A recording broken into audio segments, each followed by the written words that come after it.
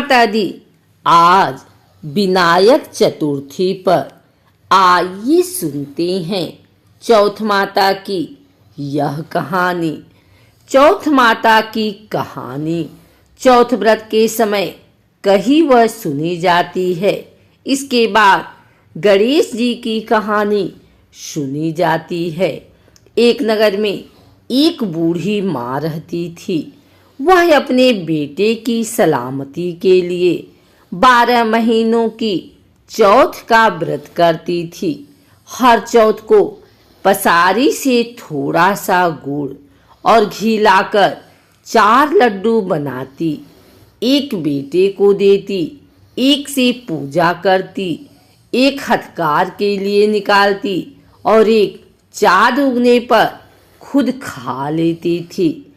एक बार उनका बेटा ताई से मिलने गया। ताई ने बैसाखी चौथ का व्रत रखा था।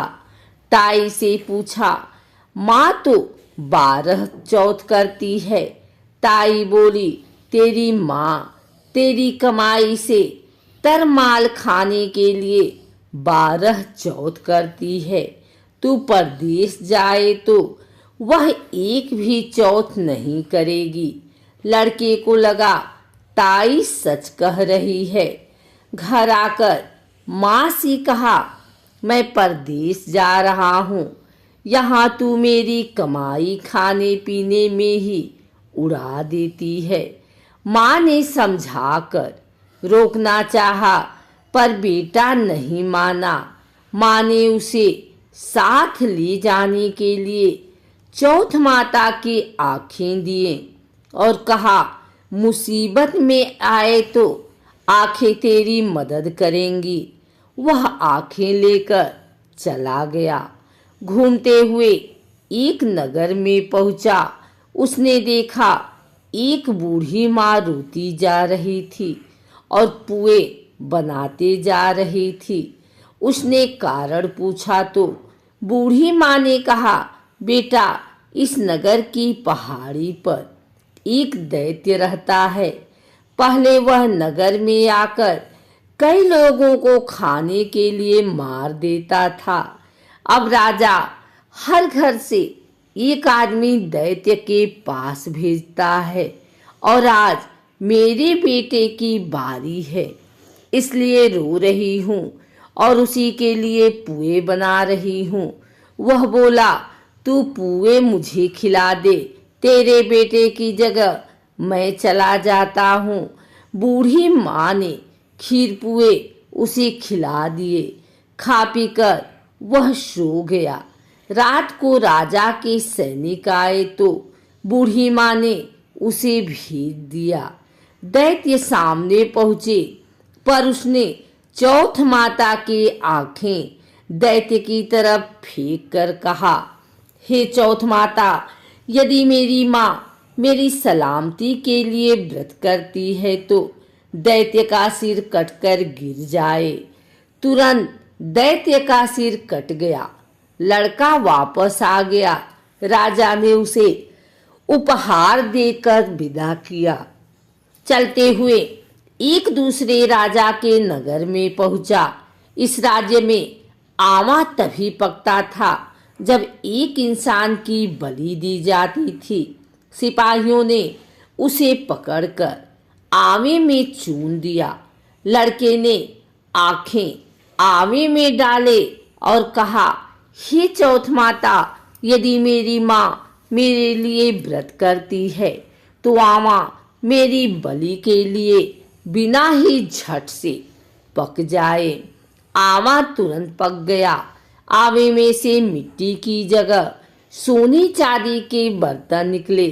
अंदर से लड़का बोला, बर्तन धीरे धीरे निकालना, मुझे लग न जाए। राजा ने उसे निकलवाया और पूछा, इस आवे से तुम बच कैसे गए?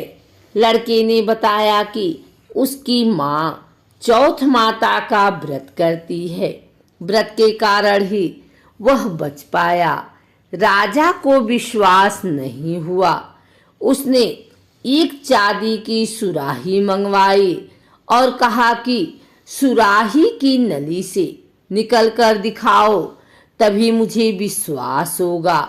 लड़के ने चौथ माता को याद करके आंखें सुराही में डालें और कहा, मैं भौरा बनूं, सुराही से निकलूं।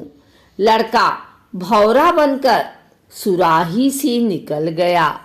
राजा ने खुश होकर राजकुमारी की शादी उसके साथ करवाई और सभी लोगों को चौथ माता का व्रत करने को कहा।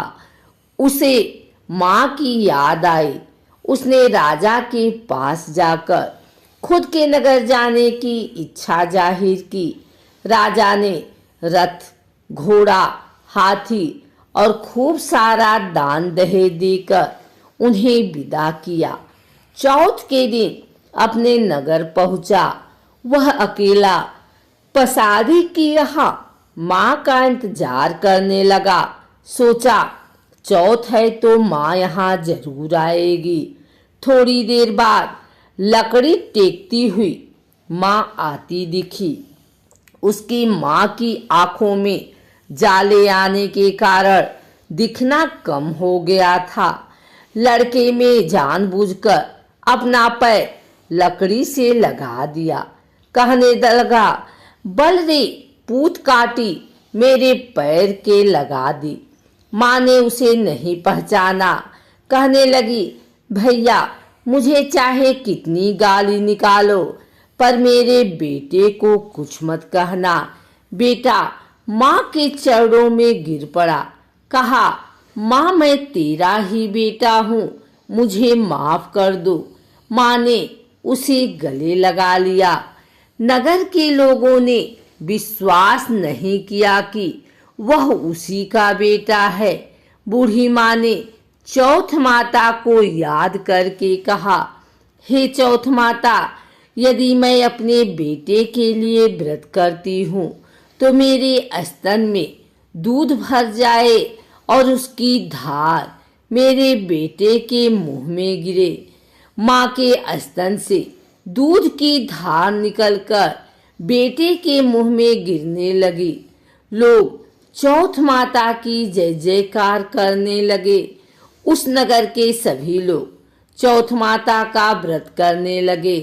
हे चौथ माता, जैसी बूढ़ी माँ को उसके बेटे की सहायता की, वैसे हमारी भी करना। कहानी कहने वालों की, सुनने वाले की, हुंकारे भरने वाले पर कृपा करना। बोलो चौथ माता की जय।